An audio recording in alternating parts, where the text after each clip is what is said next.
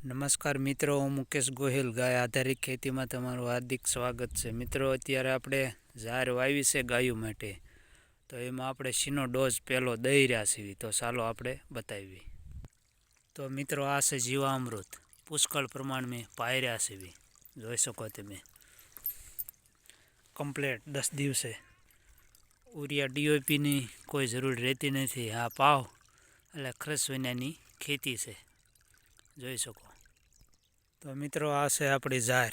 જુઓ, આજ પાવી છીએ 4-5 જમણે આપણે વિડીયો મેકશું કેવું એનું રિઝલ્ટ આવે છે. આપણે 100% રિઝલ્ટ લીધું છે. તો મિત્રો, વિડીયો સારો લાગે તો લાઈક, શેર ને સબસ્ક્રાઈબ કરજો અને આગળ મોકલજો, જેથી કરી ખેડૂતને વિડીયો પહોંચી શકે. તો જય હિન્દ ને જય ભારત.